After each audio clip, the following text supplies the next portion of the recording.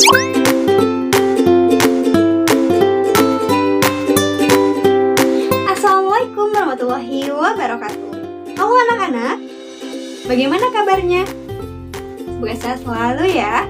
Berjumpa lagi dengan Ibu Frida dalam pembelajaran ilmu pengetahuan alam di kelas 5. Pada kesempatan kali ini, kita akan belajar mengenai pengaruh kalor dalam kehidupan manusia, yakni benda-benda berbahan konduktor dan juga isolator, yang ada pada tema 6, panas dan perpindahannya, subtema 3, pengaruh kalor dalam kehidupan. Dengan mempelajari benda-benda berbahan konduktor dan isolator, diharapkan kalian mampu menjelaskan bagaimana perbedaan antara benda konduktor dan isolator, serta mampu menyebutkan contoh-contoh benda tersebut yang sering digunakan dalam kehidupan sehari-hari. Oleh sebab itu, yuk kita simak terus pembelajarannya. Anak-anak, masih ingatkah kamu mengenai proses perpindahan kalor dengan cara induksi? Wah, betul sekali. Perpindahan panas dengan konduksi memerlukan zat perantara yang membantunya untuk mengalirkan panas dari sumber panas ke benda lainnya.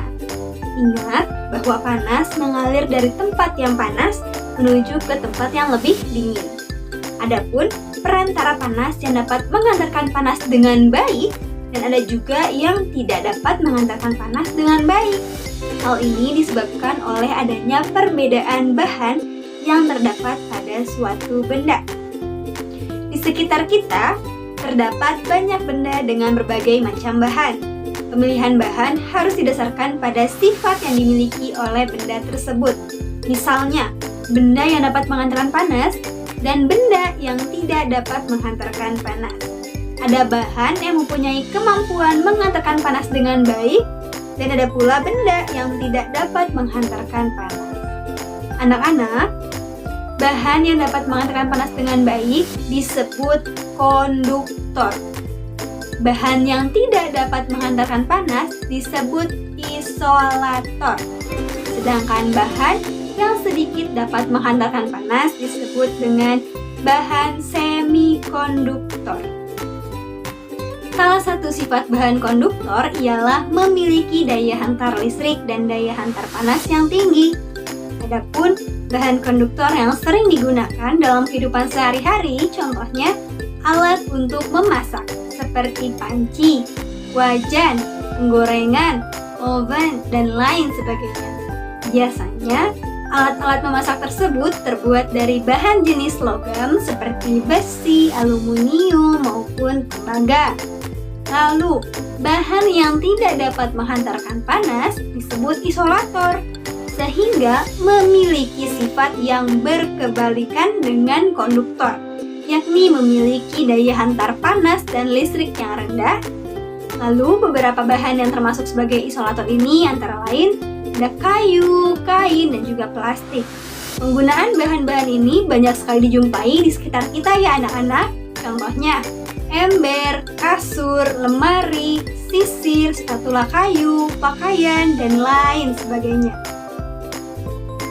Penggunaan bahan konduktor dan isolator dapat diterapkan secara bersamaan pada sebuah alat loh anak-anak.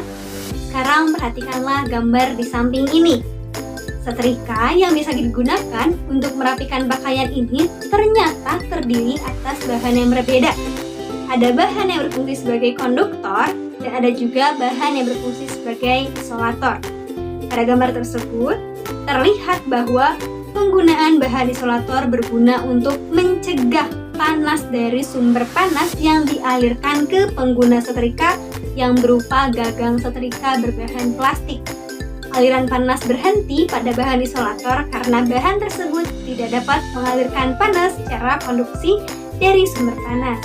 Sehingga penggunaan bahan isolator sangat penting terutama untuk melindungi pemakai alat agar tidak kepanasan atau terbakar dan dapat menggunakan alat tersebut sebagaimana mestinya. Lalu, untuk bahan konduktornya ada pada bagian bawah setrika yang berguna untuk merapikan pakaian ketika besi ataupun bahan tersebut sudah dipanaskan atau dialiri listrik sehingga dapat digunakan untuk merapikan pakaian sebagaimana fungsinya. Anak-anak, jadi bisa kita simpulkan bahwa benda konduktor merupakan benda yang dapat menghantarkan panas dengan baik karena memiliki daya hantar listrik dan panas yang tinggi. Sebaliknya, benda isolator adalah benda yang kurang dapat menghantarkan panas karena daya hantar panas dan listriknya yang rendah. Sekarang, coba temukan contoh-contoh penggunaan benda konduktor dan isolator yang kamu gunakan dalam kehidupan sehari-hari. Jadi, inilah pembelajaran hari ini. Sekian untuk pembelajarannya. Dan pertemuan selanjutnya kita akan belajar tentang proses perubahan wujud benda. Tetap semangat belajar anak-anak hebat. Terima kasih sudah menyimak video ini sampai habis. Semoga bermanfaat. Sampai jumpa di pembelajaran selanjutnya. Assalamualaikum warahmatullahi wabarakatuh.